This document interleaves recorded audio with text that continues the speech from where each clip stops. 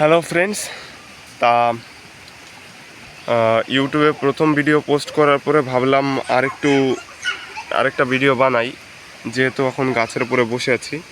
তা গাছের উপরে বসে আছি, নিচে যে পুকুর, এটা একটা আম গাছ, এই যে ওখানে আম দেখতে পাচ্ছ। ওই যে যাই হোক, তোমাদের একটা কথাই বলতে চাই, দেখো যারা শহরে থাকো অবশ্যই তাদের ওখানে এত গাছপালা থাকে না, কিন্তু যতটুকু সম্ভব অন্তত প্রকৃতির যে বয়ে চলা বাতাস, তার যে একটা আলাদা স্ফূর্তি, সেটা তো অন্তত অনুভব করা যায় ঘর থেকে বেরিয়ে। এবার সব সময় যদি ঘরের মধ্যে ওই চার দেওয়ালের মাঝখানে আটকে থাকো, তাহলে তুমি কি করে বাইরের দুনিয়াটা জানতে পারবে? আমার বাবা সবসময় আমাকে একটা কথা বলে যে তুমি যদি কম জানো তাহলে তোমার সীমানা ছোটই হবে, আর তুমি যদি বেশি জানো তাহলে তোমার সীমানা অনেক বড় হবে।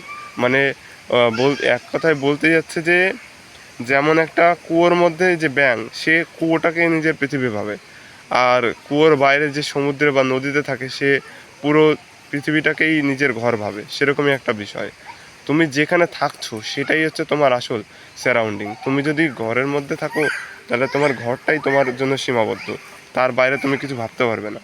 এর জন্য একটু বাইরে বেরোনো উচিত। ওই যে আমার একটা ভাই আম নিয়ে আইছে, এই আম দে, পাকা আম। বাহ, হেভি পেয়ে গেছে পাকা আম বন্ধু। যাই হোক, বেশ হাওয়া দিচ্ছে, এই যে একটা আম। যাই হোক,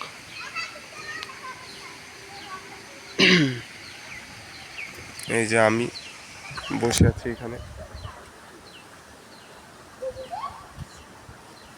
আর ভিডিও বানাচ্ছি, বলছি কত কিছু কথা। যাই হোক, সেলফ ইমপ্রুভমেন্ট, যা আগে ছিলাম তা তো আমি হব না, আর যা আমি হতে চাই, যাই হোক আস্তে আস্তে শুরু হবে।